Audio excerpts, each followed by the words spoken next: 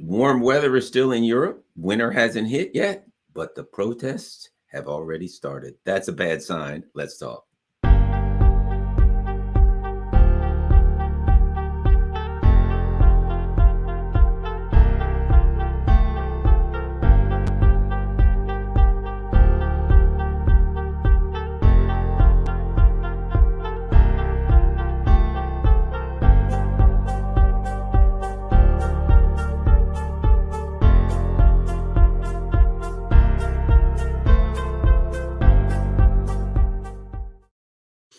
Hello, Garland Nixon here. And well, things are starting to fire up. The protests are starting to fire up in Europe. And those of us, anybody with half a brain, I might add, who knew that this was going to come, is seeing that maybe it's a little earlier than we thought. And I tell you why I think that happened.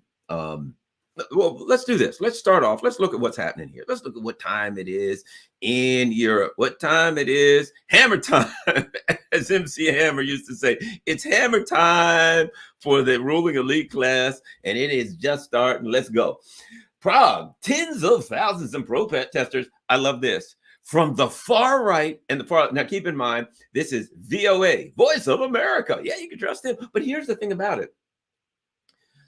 Isn't it interesting that Voice of America is reporting it? Here's what I got to say. In the same way that I tell people you should read the Washington Post, you should read the New York Times, you should read RT, you should read Press TV, you should read Global Times, you should read Voice of America. The United States puts it behind it. In fact, I'll put it like this.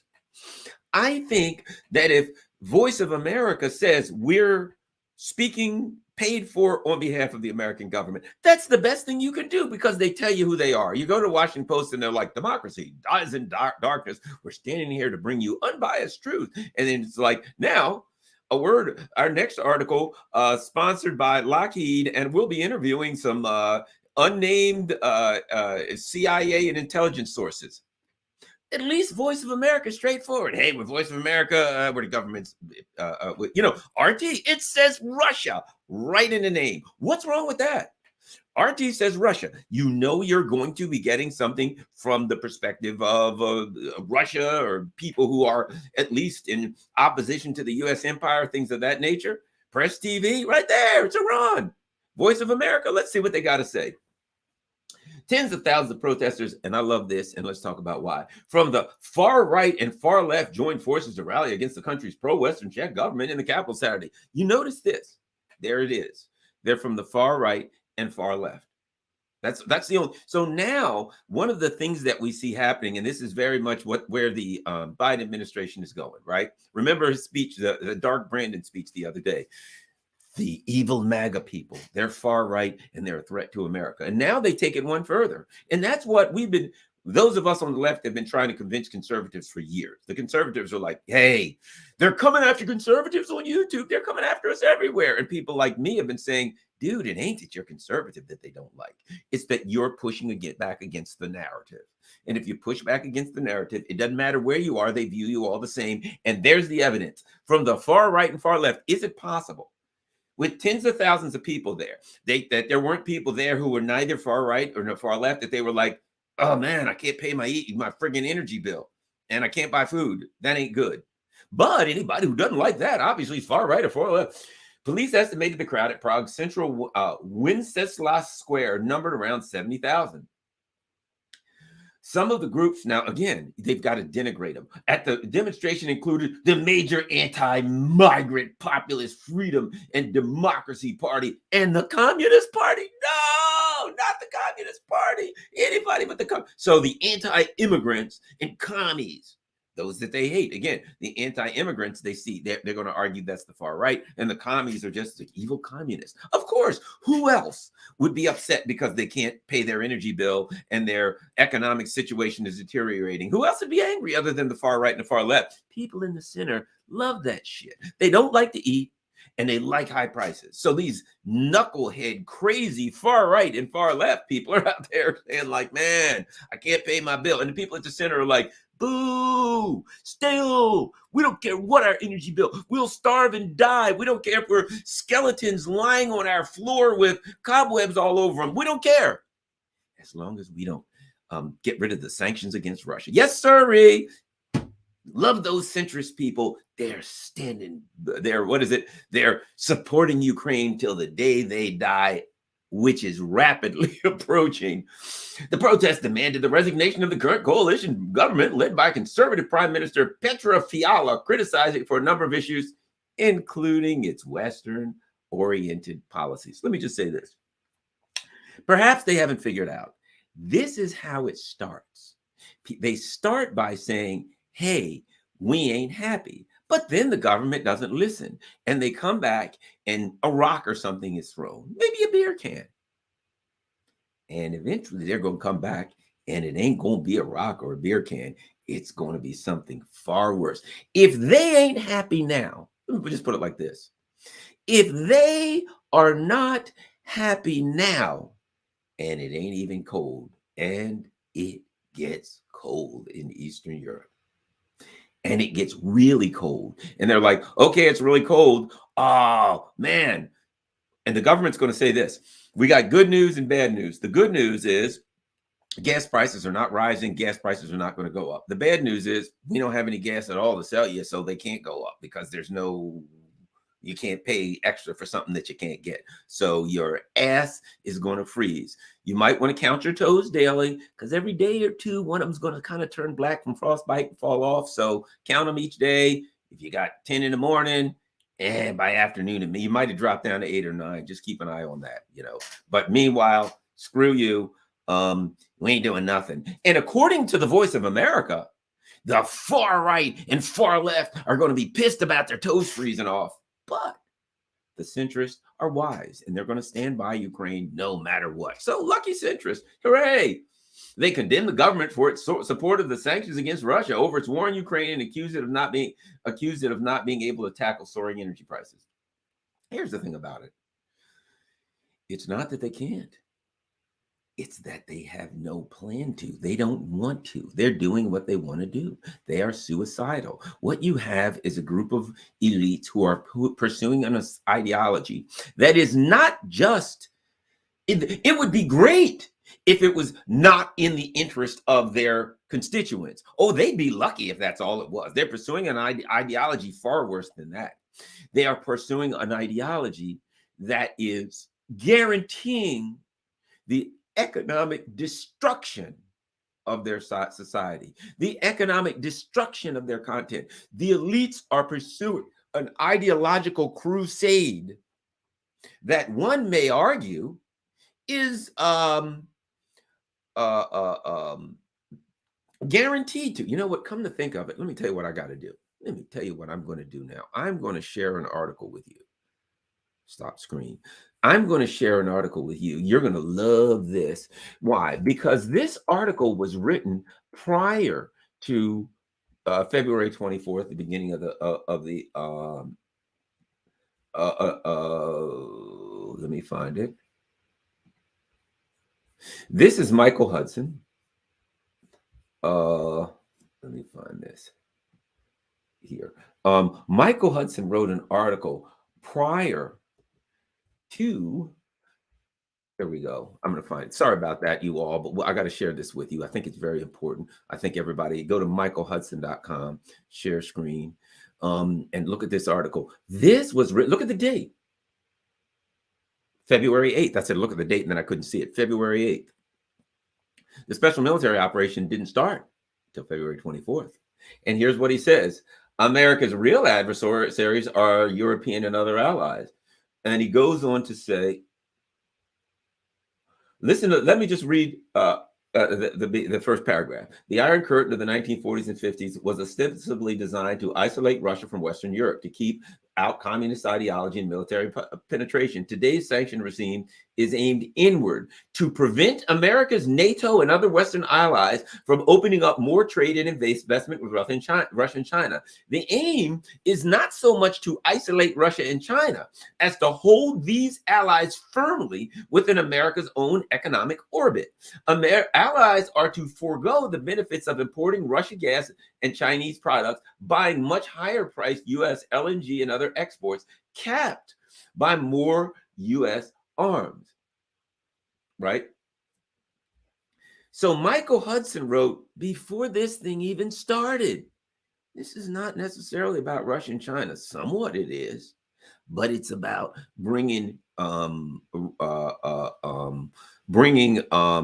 Europe to heel. Let me say this in the same way: if you ever study the issue of abuse and abusive relationships and things like that, you'll find that one of the things that happens is control, right? And a person who's in an abusive relationship, they want to control everything. Their partner, they want to control who they can talk to, what friends they can have. They want to control their money. They want to control everything, right?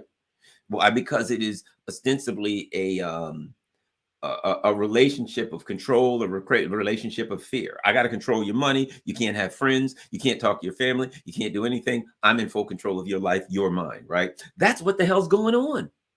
It's an abusive relationship. So what's going on? So the US is saying to Europe, crap, we're going to control you. And you've even heard of this, I'm sure, where a guy's with a woman and she looks good and he tries to get her to eat and fatten her up. Why? Because she looks great. She's got a great shape. If he can fatten her up, other people won't look at it. He don't care that that's not good for her health. He doesn't care that she won't look better. It's all about his own ego and control, saying, if I can get you looking worse, don't wear makeup, don't get your hair, why are you wearing that pretty dress, whatever the case may be. He wants her to look worse in whatever he has to do so that nobody else will want her. Well, she suffers. He wants her broke so she can't go out and do anything that he can't control, right? And she will have to come to him for everything. That's what's going on.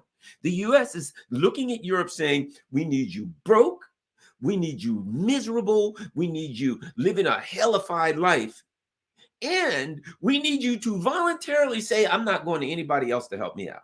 I'm not going to go to Europe, to Russia. Russia could help me, but I'm not going to do that because they're evil. What about China? Oh, evil. Everybody else is evil.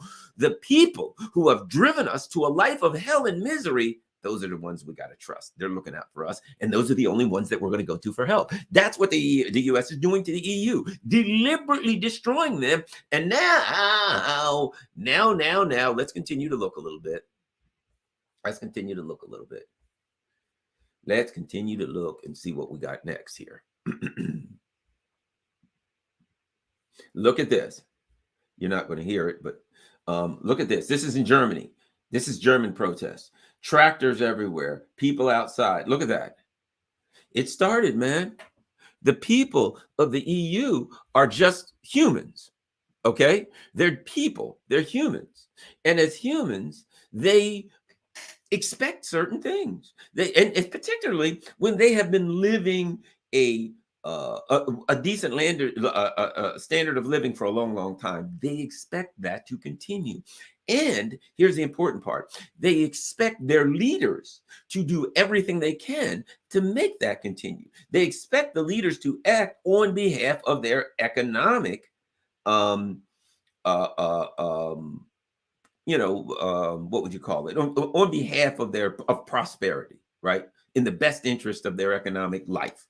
Okay, that's what they expect. And is that too much to ask? No, it isn't. Let's look here. Let's take a look in Poland. Good old Poland. Let's take a look. A place that you can't find more Russia hate than anywhere. Oh, we hate Rome. The leaders of Poland have been screaming at the EU, you've got to cut off gas. You've got to cut off oil. Cut everything off. Every single thing. Don't get anything from Russia. And now let's look what the people are saying. This is beyond imagination. Poland homeowners are lining up for days, sleeping in their cars to buy fuel while the demand is keeping coal stocks white hot. Wait a minute, Poles. It's beyond imagination. So you buy all of your energy or most of it from Russia. You hate the Russians. So you show their asses, you fix those sons of bitches, you stop buying it from them. And you told everybody else. And you fought against those who said this is not a good idea. Hungary, well, this ain't a good idea. It's hurting us. Screw you. You're an asshole. You Putin-loving, Putin person. Oh, you attacked them all as Russian bots. Why, Poland, I love Poland. Poland led the charge against Russia, led the charge for sanctions, led the charge for everything. Everything must be stopped. And now it's beyond imagination. Imagine that. Imagine that I have an economic partner that provides me with very important goods and services. One might argue critical goods and services. I get furious at that partner. But first, I set things up by threatening the hell out of that partner, by letting somebody from across the world, the United States, come to my country, set up missiles and bases aimed at my economic partner. I then assist this person from across the world, the United States, with weaponizing Ukraine. I then set up my country as a jump off point for all the weapons that come into Ukraine, go to my country. So I am facilitating weapons going against my economic partner. Screw my economic partner. I hate their guts. Death to my economic partner. My economic partner's like, okay, well, I ain't telling you shit. And no, excuse me, let's go one better. Poland's like, I ain't buying anything from Russia anymore. We'll fix them. And now, after all that, it's beyond imagination. You destroyed your relationship with your economic partner. You stopped buying coal from them, and now you're shocked. I don't know, how did this happen? The Polish people were in the streets. We hate Russia. Let's all, Russia's evil. They must be stopped. There's literally Polish like mercenaries and formal people and informal Russian soldiers going to fight in Ukraine. So Russia has literally sent fighters to Ukraine to fight Russia. And now things are going awry. And now it's beyond imagination. Let's look at this a little bit. It's still summer in Poland, but winter is coming. And she is angry. Winter is on the way, and she ain't happy. After like looking at this glaringly hot summer, don't you have a feeling that winter ain't gonna be pretty? That winter is not going to be, it's never pretty in Poland. It's cold as shit. But hey, at least they won't have it Russian coal to lead them down the path of iniquity this year. Let's go. According to Reuters, outside the Lubitsky Bogdanka coal mine, people are lining up in their cars and trucks to stock up on coal. Why? Because 3.8 million households in the country are relying on it for heating in the winter. This is beyond imagination. People are sleeping in their cars. A 57-year-old man named Archer told Reuters, I remember the communist times, but it didn't cross my mind that we could return to something even worse. What do you know? Yeah, man, it was rough under communism, but at least we were warm and we had some food. They're going to starve us and freeze us all together. We might only have a little food, but we had coal and we were warm. Well, now you got great leaders, and they've decided that they have negotiated with the EU for your death, for you to freeze to death. But I don't feel bad for Poland. Poland is a far crazy kind of right-wing country with a lot of people of a really suspect ideology that was very popular during the Germany in the mid-1930s and 40s. And now Poland has led the charge against Russia. And at some point, I suspect their leaders are going to face some pressure. After Russia's invasion of Ukraine, Poland and the European, listen to this, Poland and the European Union placed an embargo on the import of coal from Russia. Although Poland produces coal, the country largely leans on the imported coal for much of its household heating. Listen to this. After Russia's invasion of Ukraine, Poland and the European Union placed an embargo on the import of coal from Russia. Let's go back up to this other one. This is beyond imagination. People are sleeping in their cars. Oh, let me put those two things together. You decided not to buy any more coal from Russia, but you can't imagine that you would run out of coal or the coal would cost a fortune and you'd have to sleep in your car to freaking get it. Okay. Maybe you're not real smart. Maybe, I don't know. Maybe these people are lunatics or idiots. They don't have an expectation. You know, I haven't drank any water in a week, and I can't imagine why I'm so thirsty and I'm dying of thirst. It doesn't make sense to me. I mean, yeah, sure, it was a decision of mine not to drink any more water, and I haven't drank water, and damn that water, that's evil Russian water. I will not drink it, but I'm awful thirsty and dying of thirst, and I just can't figure out how that happened. Certainly had nothing to do with my decisions not to drink water. There you go, Poland. Your decision. You made a wise decision. Stop buying that damn Rusky coal. You don't need that shit. Trust me when I tell you this. Just keep doing what you're doing. Everything will work itself out. It always does. All right. Lucas Horbach, head of the Polish Coal Merchant Chamber of Congress, tells Reuters that the embargo turned the market upside down. Oh, really? Despite climate activists' continued efforts to replace coal and power generation, the black sedimentary rock is still in demand. It is. Isn't that weird? One of the top coal producers in the world, you stop buying coal from them, and they're right next door to you, so it's really cheap because all they got to do is put it in a freaking truck and pull it across the border. And it's oddly, the coal market is turned upside down. One thing I'll say about the Polish people, if that's an example of their thought process, some of them ain't too bright, okay? Those. But it's not, let me be honest with you. All jokes aside, it's not a matter of intellect. It's a matter of ideology. The ideology, they got caught up in the frenzy. They hate Russians. So when the EU said, do you hate Russians? And the US sucked them in. Oh, God, the US sucked them in. The US is doing to Poland, the US is doing to Europe what they did to Ukraine. Let me explain. You got these Ukrainian Nazis that hate Russia. You got Western Ukraine with all the, these, people of a questionable ideology that hate Russia, right? So the US went in. Hey, guys, you hate Russia, don't you? Yeah, we hate them. How'd you like us to help you really get Russia? Really rub them wrong. Yay! You're going to help us get Russia? Gee, thanks, guys. And the US is like, well, why are you doing that? Well, we just like you. We're gonna look out for you. We hate Russia. You hate Russia. Why don't we help you out? Sure. And while we're at it, we're going to give you all kind of weapons and train you. Yay! And all kinds of like entrenchments, and we'll prepare you for a war with Russia. Great! Prepare us for a war with Russia. And once the war with Russia starts, we'll come in and join you and help you to defeat Russia. Really? You'll do that just for us? Yeah, guys. We neocons are trustworthy, and we're looking out for your best interest. And so they're Ukrainian freaking idiots. The US came in and set them up like bowling pins, like dominoes, and now they get knocked down. And then the Nazis are like, hey, okay, US, all right, the war started. Let's go. You and me, let's go get Russia. And the neocons are like, well, perhaps there's been a smidgen of an adjustment to our plan. Oh, really? What part? Well, the part where we come in and some of our people actually die. You see, as neocons, we hate all Slavs. So we're happy for the Russians to die.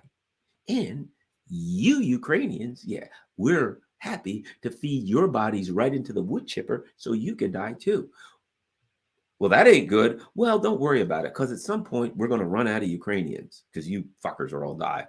And at that point, hey, what do you know? There's Poland over there. They got a whole lot of Slavs too. Why don't we just throw their lives into the grinder too? That's the next plan. Throw Poland. What are we going to do with Poland? Well, the Ukrainian war is over, and clearly the Russians have won. Well, what about Poland? Yeah, maybe we can entice the Russians. Hey, Poland, yeah, go attack Russia. Poland going to be like, yeah, but we'll be slaughtered. Oh, yeah. Oh, really? Whoa, we never saw that coming. Shut up. Go over there and attack Russia.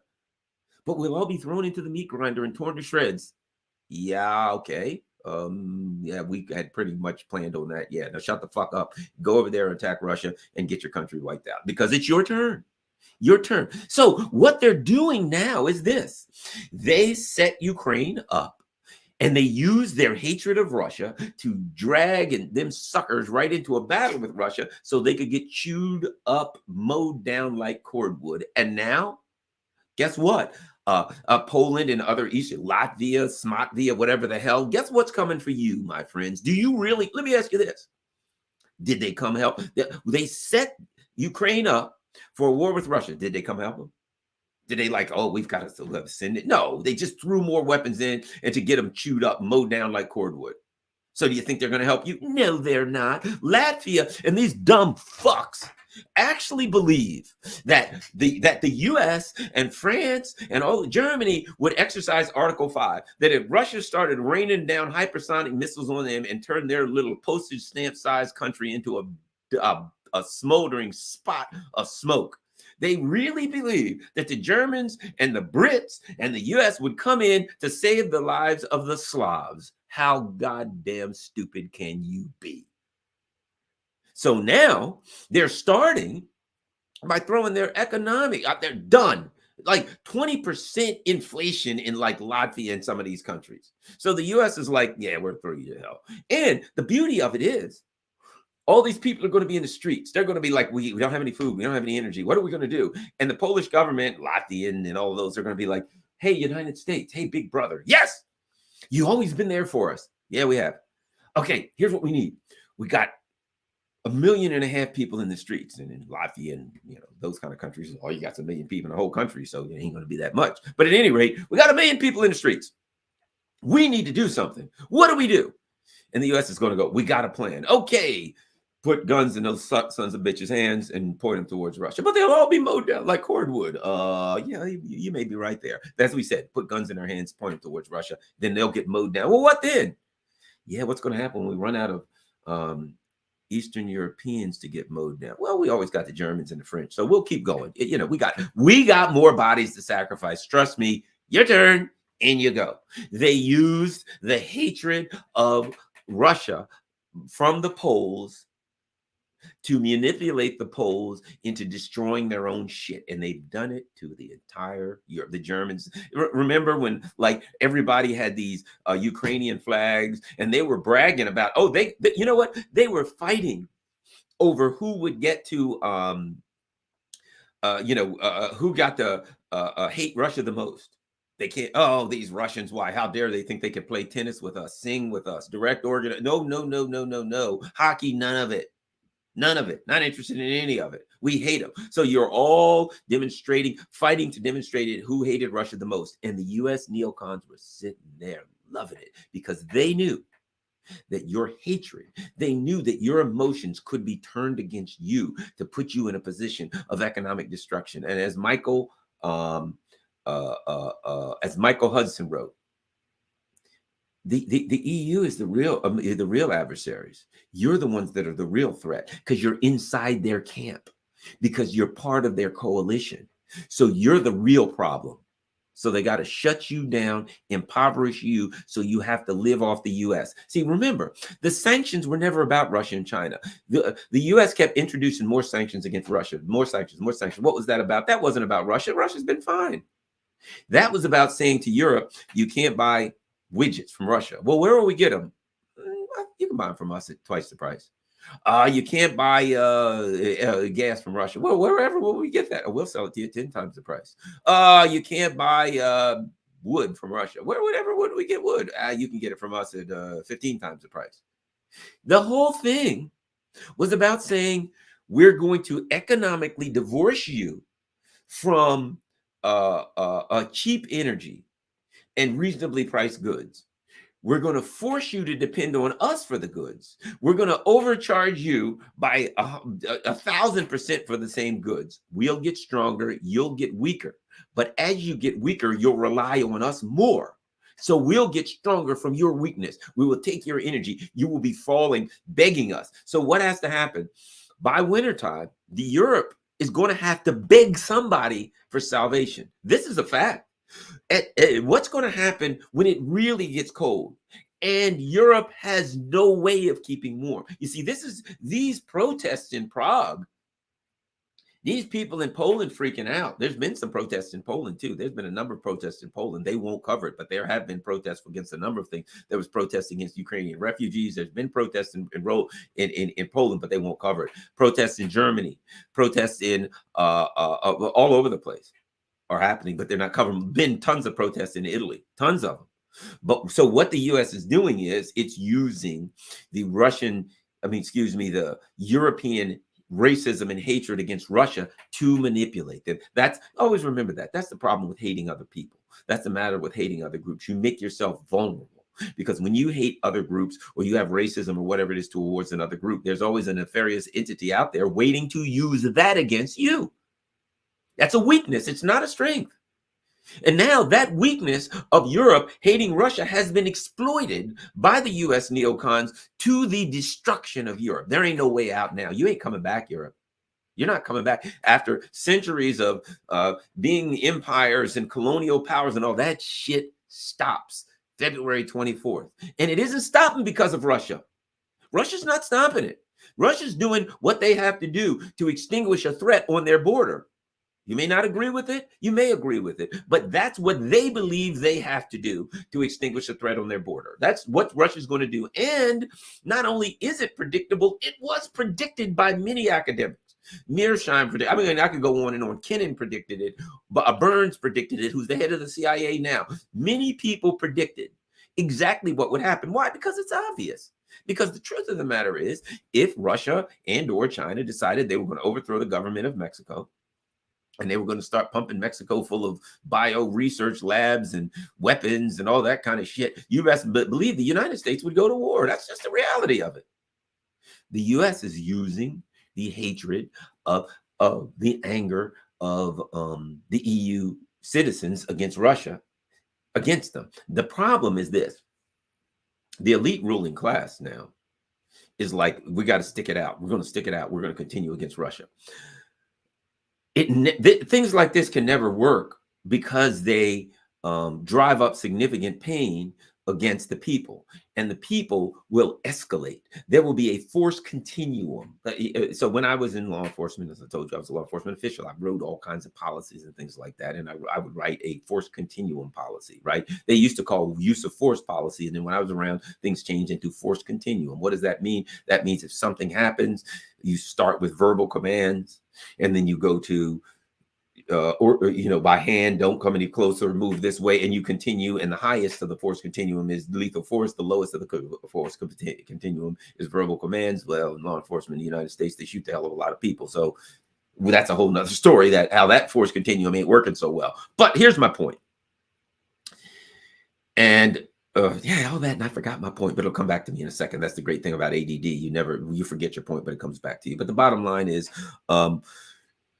the United States now, I know what I was getting at. See, like I said, it'll come right back to you. The people of Europe, right? The citizens, when they're facing this level of misery and pain and lifestyle reduction, there's going to be a force continuum. The first thing is they're going to complain online. They're going to tweet, we're being screwed. The second thing is they're going to start taking to the streets. Well, they're going to start talking in the pubs and places, put your clothes in.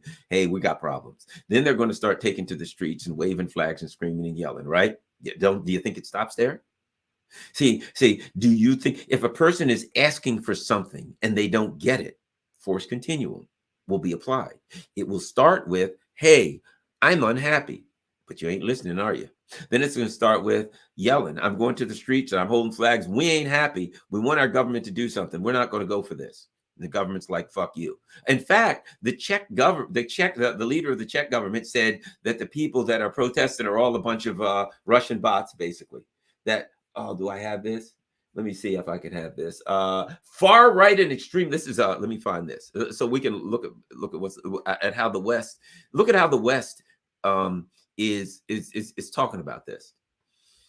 The Czech Republic is facing an autumn of discontent after an estimated 70,000 demonstrators gathered in Prague to protest soaring energy bills and demand an end to sanctions against Russia over the war in Ukraine. Far right and extreme left elements. Have you noticed something? Isn't it interesting that no matter where you go to Voice of America, far right and extreme left, you go to Reuters, far right and extreme left. You know why? Because it's all coming from the same place. The NATO elements are sending the information to their proxies in the media saying, here's the game we're going to go with. We're going to call them all far right and extreme left elements. Coalesced at a Czech Republic first rally to call for a new agreement with Moscow over gas suppliers and a halt to sending of arms to Ukraine, while urging the center-right government of the Prime Minister Petra Fiala to resign, right?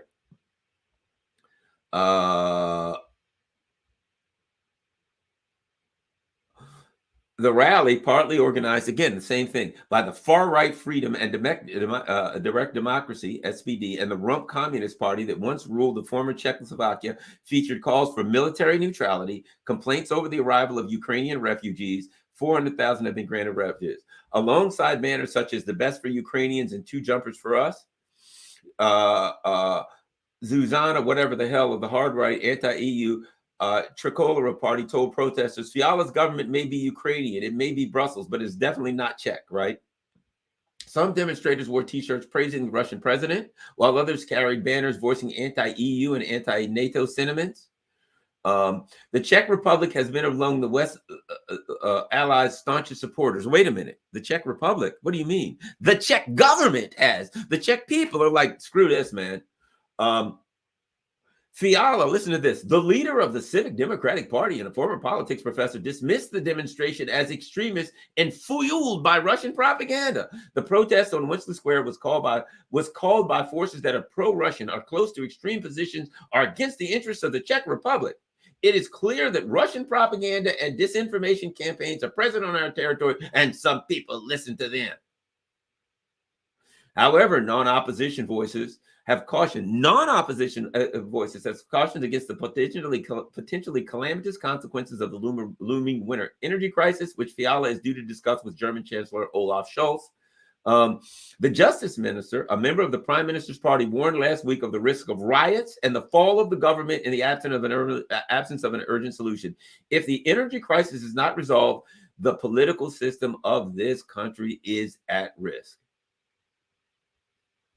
Boris Savek, a Czech commentator writing on the Brisky website, pointed to the number of people present. When I read in the morning that there were 5,000, I waved my hand, thinking there would be no more. By afternoon, it was 70,000. That blew my mind. Now, listen to this.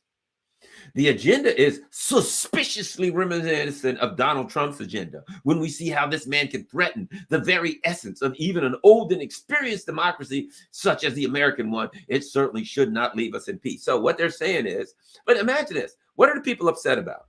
They're upset about the cost of living, that their life is being destroyed. And this guy says, the leader says, hey, man, look, this is Russian propaganda. They're buying into it. And the other guy goes on to say, now this is one of his own people, says if the energy crisis is not resolved, the political system is at risk. It ain't at risk. Oh, no, no, no, my friend. The political system is not at risk. The political system will be destroyed by any means necessary. If it gets cold and you got a bunch of damn people who can't feed their children and heat their houses, they ain't going to be happy. And remember the term I use, force continuum. They will start by talking. They will then go to protest, and violence will ensue. Violence, I oppose violence. I don't want to see violence anywhere. Violence is terrible. Lots of innocent people could die, lose their lives. Whole cities could be burned down. Horrible things can be happen. None of us want to see that happen. However, as a responsible journalist, I consider myself a journalist, maybe not just an asshole running off at the mouth, but as a responsible journalist, I think it is my duty and the duty of everybody in the chat and all of our friends to say, look, man, you guys better act, because if you don't, shit's going to go bad. And they ain't. And it is. And it's already started in Europe. And these are minor protests. And force continuum says it will start with talking and it will end with lethal force. Why? Here's the thing about it. I want you to think about this. Why do I predict it will end in lethal force? Even though I don't want it to. Here's the bottom line. If I'm standing in a court, what you don't want to do, I take study self-defense, right? And you study Bruce Lee, you study Sun Tzu, you study the philosophy of engagement, right, of conflict. And what you find out is, what's the worst thing you can do? Okay, you got a little teeny dog, little old dog or cat. You chase that little old dog or cat into a corner, right? You chase them, they'll run, off they'll run, right? Yeah, somebody kicks the dog, wham, the dog flies up there, off he runs. You push that dog into a corner, he's going to turn. And he's going to bare his teeth. Now that dog may die, but he's going to bite the hell out of you before he does. He's going for it. He's giving it everything he has. A small dog and a great big person. He's going to bite you. You ain't going to want to fight that dog. You may be able to kill him, but he's attacking you with everything he has. How about a cat? Small, this big. Does anybody want to corner a cat? They're going to tear your ass limb from limb. A raccoon. What's a raccoon weigh? 30 pounds, 20, 30 pounds. Corner a raccoon. See what happens. Your ass and coming at you ain't gonna be happy when you corner a raccoon. Trust me. He's coming and he's ripping you to shreds. Oh, can you physically? I put it like this: you can kill him if you don't bleed to death first, because he's taking your ass to pieces. So why do I say all of that? You may be a trained martial artist, and you back a man into a corner, and he's afraid he's going to die. You're gonna have a problem. You're going to have a problem. Okay, you may be well trained, but you're going to have a problem. He will bite you. He will scratch you. He will not feel pain. He will not feel pain because his body has gone into survival mode. He will bite down to the bone and tear your skin off like an animal. if you force a person into a corner. Everybody knows that. You don't want to fight a person who's forced into a corner. They will kill you, or they will die, but they may die, but you're going to come out of there all fucked up. Who wants that fight? Here's the problem. That's what they're doing in Europe. They're forcing people literally into a life and death corner. They're pushing people where people are now going to say, I can't feed my children, which is even worse. People kill you. You start messing with the cubs, right?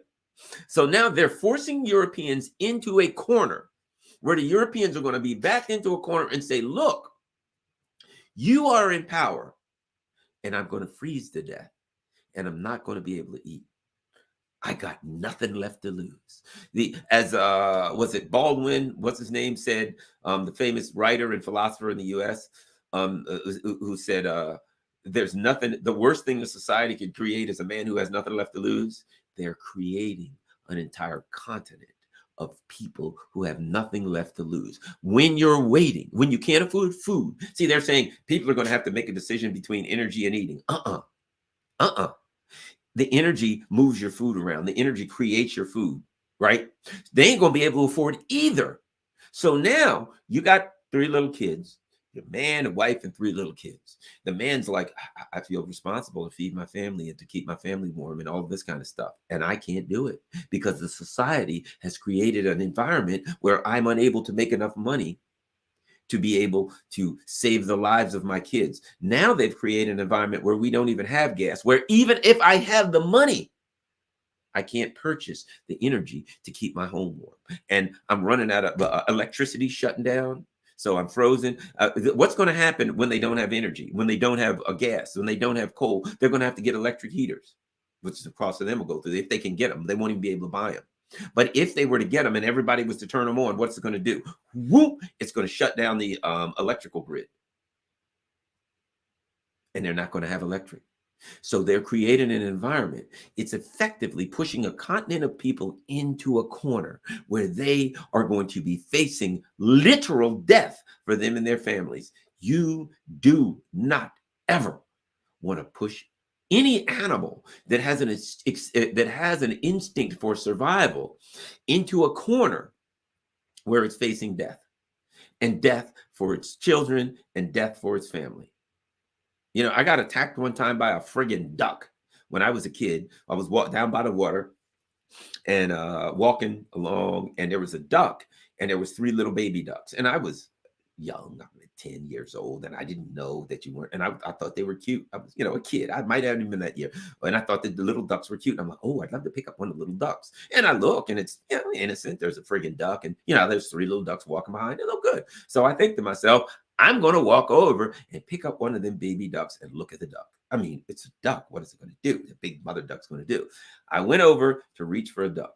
That friggin' duck attacked me. I'll never forget it. She flew up. She was really like right here, flapping her wings in my face, kicking at me with her feet. I ran back. I'm like, holy shit, this is a psycho duck. I'm out of here. And went the other direction, got on my bike and rode away. Why? I pushed that duck into a corner where that duck believed that I was presenting an existential threat to her and her children. And that duck wasn't having that bullshit. And that duck wasn't scared of me anymore. It became aggressive. It attacked. See, the thing about it is, think about this. The duck didn't wait. The duck didn't defend, right? It was an offensive move by the duck. The duck didn't say, I'm going to stand back here and get between you and the duck. The duck said, I'm going to kick your ass. I'm going to attack and kick your ass, and you ain't going to be able to attack my little ducks. And if I have to sacrifice my life to do it, I'll do it. In fact, I'll go one further. In the duck's DNA is something that pushes the duck to do that. The duck didn't have to think, I wonder if I should protect my little ducklings from this big guy. He might kill me. The duck didn't have to go through that thinking process, because in the DNA of the duck, there was something that said, I've got to protect my progeny, and his ass is coming, and he's going to have to suffer an untimely demise if I can make it happen before he gets to my little ducklings, right? That is nature, my friends. See, these people are pushing against nature. So what will happen now is this: the people of Europe will start to wake up and realize their lives are on the line, and that their leaders are literally sacrificing their lives. Annalena Baerbock said it. Annalena Baerbock, the German foreign minister, I've been reporting on that over and over because it is critical. It is critical to understand what's going on. She said, I don't care what the voters do. We're going to keep the sanctions up. That means, yes, they're going to go to the streets. She said they're going to say that we can't pay our bills, but I'm going to say to them, we're keeping the sanctions going. In other words, we're going to push them into a corner. They can come to me and say, we're dying by the thousands. I'm going to say, yeah, but that's a fair price to pay. We're dying by the hundreds of thousands. Sure, but we got to keep the Russians down. Yeah, we're dying by the millions. Fair enough. We kind of saw that coming. But look, hey, on the bright side, less people to keep warm. Think about that. Hey, it's nice and toasty warm in a coffin, so you're not going to have to keep warm anymore. Great. Keep up the good work, guys. She's pushing these people into a corner. And I'm going to tell you right now, we know what people do when they feel like their lives are on the line. So the protests are starting. My point of this video is see these protests. Again, I'm going back to my law enforcement days as part of a force continuum. It starts with, hey guys, we got a problem. It ends with somebody get a rope. That's where it ends with, somebody get a rope. Hey, these people our leaders don't want to listen to us. And they're just saying, we're going to keep, what do you want to do? And some little voice, there's thousands of people in the crowd, tens of thousands in the crowd, right? And they're all, we want fuel, drop the sanctions. Let's hear it. We want fuel, drop the sanctions, right? And then Annalena Baerbock already says, I'm going to tell them, fuck you. So we want fuel. So Annalena Baerbock comes out and everybody's like, shh, shh, shh, shh, everybody be quiet. Our leaders are coming out and they've got something to say. And Annalena Baerbock, she comes up to the mic. Hello, testing, 1, 2. Testing. Can all the protesters hear me? And the protesters will be like, yeah, we're here. We're glad you're listening to us finally. And maybe we'll get some heat. Let's do it with the sanctions. What do you have to say? She's going to be like, yeah, you guys you're really screwed. But look, we're going to keep going with the sanctions. And we don't really give a shit what you have to say. And whatever. Fuck you. We sorry. In case you haven't figured this out, we work for the guys in DC, not for you. This is not a democracy. I mean, you were somehow mistaken into thinking this is a democracy. Have you noticed all of these U.S. Army bases around Germany? It's an occupied land. We are nothing but a colony of the United States. The United States has told us to sacrifice all your lives. That's what we're going to do. Please be compliant. We're going to start being very organized about this thing. We've estimated about 10,000 people a week to die. We will be issuing pills for about 10,000 people a week to take them. They are suicide pills. We will issue them. They will be government issued. And in fact, we're going to make sure that it's a painless death. So the pills will be coming out. Take the suicide pills. And of course, we know we've estimated about 10,000 a week will freeze to death, and we want to be humane about it. So rather than allow the painful death of freezing to death, we're going to give you suicide pills. Take the suicide pills, die a nice painful death, and then it's kind of a lottery thing, you know what I mean? We're going by taxes and things like that. So your name will be in the lottery. If you get the mail, if you get a bit of mail that says you've been chosen in the lottery, you might not really celebrate or anything, but get your stuff in order, because the pill will be coming in the mail for you and your entire family. The letters will be going to the heads of households. We expect you to distribute the suicide pills to your family, because let's face it, you're going to die of, starvation and freezing anyway. We're just going to make it easy for you in the best interest of Washington. This has been approved by Dark Brandon. In fact, it was his idea. So there's a nice note from Victoria Nuland thanking you for your cooperation and assistance in destroying Russia through sanctions. So that's what's coming. Thanks a lot. Hey, somebody take the mic. And you know what? All these tens of thousands of people who are at the protest are going to be sitting there. They're going to listen to her. And way in the back, some little voice, probably somebody like me, one like me, you're going to hear very kind of, it's going to be not too loud, but just loud for everybody, loud enough for everybody to hear it. Somebody's going to yell, somebody get a rope. That's what you're going to hear. Somebody in the back of the crowd is going to say, somebody get a rope. And somebody's going to get a rope. Somebody's going to get a whole bunch of ropes. So either one of two things are going to happen. Germany, Poland, Czechoslovakia, who's now said, look, what kills me? Czechoslovakia has gone from, the Czech leader has gone from the Russians are evil to anybody in the media who pushes back against these sanctions are Russian bots to, hey, now your people are hungry and they're in the streets. Well, they're Russian bots too. Screw them. Screw anybody outside of my country who opposes what we're doing. And if you're inside the country, the same. Somebody in Czechoslovakia, somebody in Poland and Latvia, and on and on and on. At some point, you're going to start to hear that cry from the back of the crowd. Somebody get a rope. That's the one that means things are gone real bad. They will be lucky. They will be very fortunate if their governments fall in the traditional manner that, like there's a vote of no confidence and there's a orderly change of government. Oh, they will be hella lucky if they have, if it happens within the next 3 or 4 weeks, if it happens before it gets horribly cold, they got a chance. They got a chance of, hey, we'll have an orderly change. We'll have a vote of no confidence. We'll have new elections, and then we can move in a different direction. They will be lucky. And even then, these countries, most of the parties have been so usurped by Western influence that even the party that comes into power is going to do the same thing. But at some point, man, I understand force continuum. If the people don't get what they want, at some point, somebody's reaching for a rope, and they will find a way to get what they want. People don't think in this day and age. They think back to the French Revolution.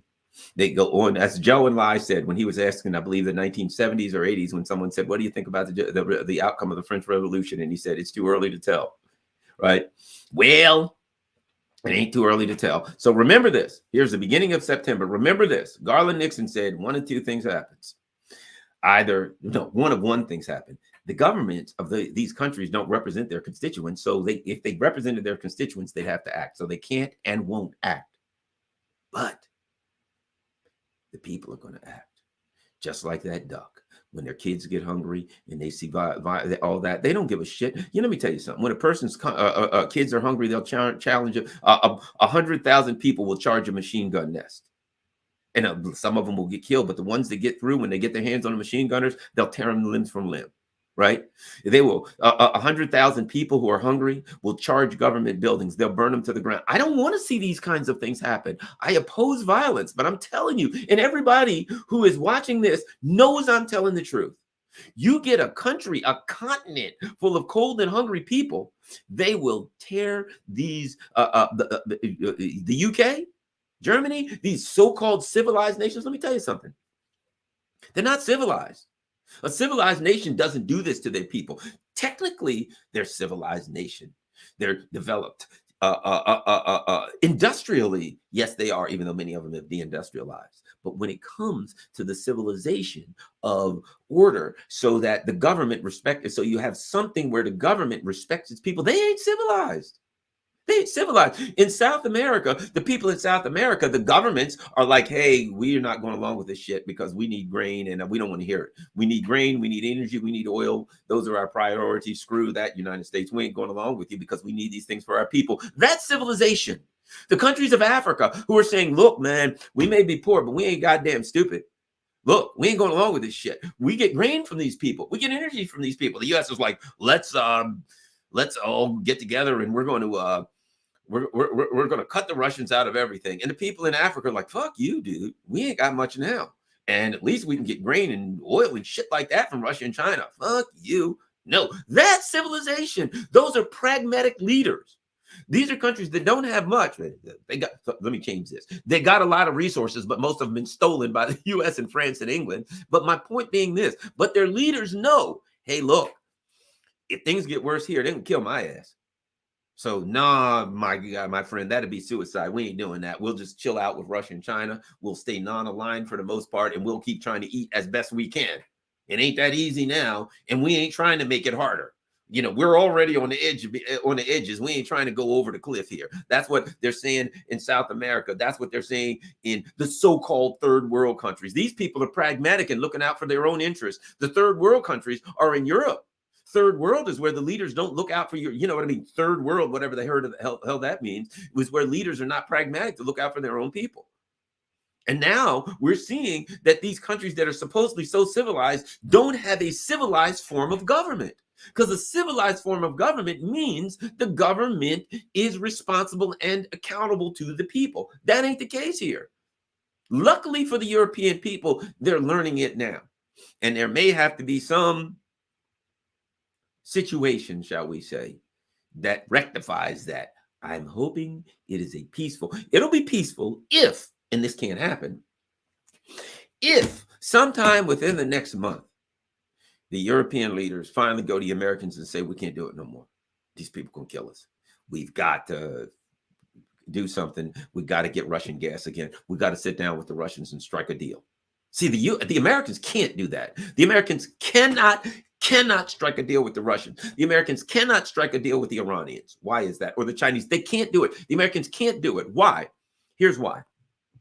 Because of the foundation of what this is about.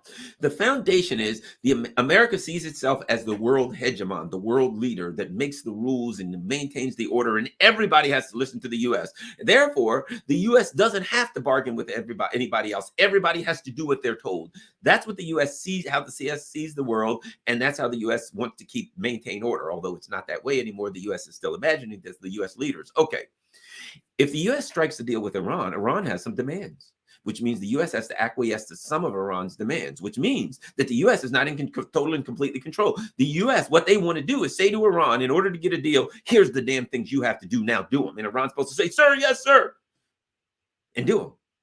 Anything else is unacceptable because anything else recognizes that the U.S. is not in control of everything. If the U.S. sits down with Russia, as the Europe is no doubt already begging them to do, and says, let's make a deal, because Russia's going to say, look, we got some things that we want. Want you to get the hell off of our border and stop pointing missiles at us. And we want you to stop doing this, or not. They have legitimate security concerns, and they want Europe and the U.S. to take actions to address their legitimate security concerns. The problem is that they are legitimate because the United States, look, the Rand Corporation, you got a book by Zbigniew Brzezinski talking about how you can divide Russia up and balkanize Russia. You got the Rand Corporation writing how the U.S. can use Ukraine to take Russia out. The bottom line is this: Russia's right. They are correct. The U.S. plan is to destroy Russia, to wipe Russia out, to steal all its resources, and to divvy it up between the colonial countries. So Russia's correct.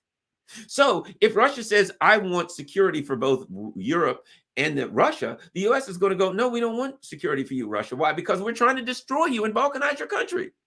So we can't very well go along with something that wouldn't give us the opportunity to destroy your country. We really are trying to destroy your country and steal all your resources. I know that, you know that, the Europeans know that. So how can you work out a deal if, in fact, one side, it's like, hey, the wolf and the sheep are trying to work out a deal. Really, what's the deal? Well, we'll continue to eat you and you'll shut the fuck up and be eaten. No, Russia's not going to buy that. So Europe is going to say, but it's costing us our security too. And the U.S. is going to say, you think we give a shit about that? You are disposable, buddy. And you're being disposed of. And now the things are starting wherein the protests are starting. The beginning of the force continuum is starting, and it will continue to where somebody grabs a rope at some point. I'm hoping and praying that doesn't happen, but that ain't going to do the leaders of Russia no good. I mean, excuse me, that's not going to do the European leaders any good. My hoping and praying is not going to save them. That's the fact of the matter. All right, let's see. And we got some super chats, but here's what we're going to do. Let me look at Rockfin. Oh boy. How about this? Taganik Curmudgeon gave me a tip. Thanks a lot, Taganik Curmudgeon. And I think that's it. Oh, thanks a lot, Scott Johnson. Thank you for speaking out and keep up the good work. Thanks a lot there, Scott. Now let's go. And we got some super chats. We're going to hit the super chats. And then I'm going to go out. After I do the super chats, I'm going to go outside. I'm going to hook up my power washer and power wash my sidewalk. And then I'm going to maybe cut a little grass and do a little odds and ends, and then go out and hang out and have some fun this evening and skip around and see where people are having fun, huh? All right, let's go. Ready? LK says, LK doesn't say anything. Hey, money talks and bullshit runs a marathon, right, LK? Thanks a lot, LK. Keep up the good work. Thanks for anybody and everybody with the super chats who works, who contributes to help keep the channel going. Kelly Y does a super sticker. Thanks a lot, Kelly Y. Wow. Okay, we got some more, I'm sure. We got more super chats. Gus Billy said, "Oh, that great. Thanks a lot, Gus Billy. Really appreciate that." NB, the egos of the leadership are huge, so huge that it's affecting their intelligence. It's narcissism. I agree, but I don't think. I think it's that they're evil. A foreign policy that is based solely on ignorance, bigotry, and a false sense of superiority complex. Come on, last for so long. World likes Russia. Oh, let's see what else. Good comment. Good comment. We're all extremists now, my friend. Oh, yes. Yes. They hate the MAGA people, and I'm supposed to join it. Oh, you horrible MAGA people. Okay, I'm a lefty. You think they like me any less, any more, anything? No, they see me the same. I'm a person who's pushing back against the neoliberals and neocons, and they hate the MAGA people, and they hate me just as much as they hate the MAGA people, maybe worse, because I'm going to. Oh, thanks a lot. Red Chili Pepper does a super sticker. Thanks, Red Chili Pepper. Bruce Moore does a super sticker. Thanks, Bruce Moore. They hate me worse because I am. That they hate me. They hate people like me. They're going to hate. Why? And that is because I'm going to do a valid critique of the neoliberals from the left. And they want to pretend like they're the left and pretend like nobody on the left has a valid critique of them. Right. So the last thing they want is a valid critique from the left because they're claiming to be left when all they are is a bunch of damn fascists. All they are is fascists and thieves, and they're claiming left. They'll use left wing. Look, did you hear Joe Biden, the Dark Brandon speech? That was right wing rhetoric. But they don't care militaristic rhetoric, totalitarian rhetoric. He can't help itself. But one thing you got to understand about fascism will use any language it needs. Fascism will pretend to be far right. It'll pretend to be far left. And now it's pretending to be in the center. Fascism use any languages. Why? Because they're liars. They don't care what they say. They'll tell you. They're saying what they think you want to hear. That's all they're saying. What they think you want to hear is all they're saying. So it don't matter what they say. It's like a person who's never going to keep a promise. It's easy to make a bunch of damn promises if you have no intent on keeping them. You can promise anything. Yes, sir. If you just do what I say, I'll give you $1 million. That's an easy promise to make. If you have no intent of keeping the promise, you can promise them 100 million, $1 billion. You ain't paying.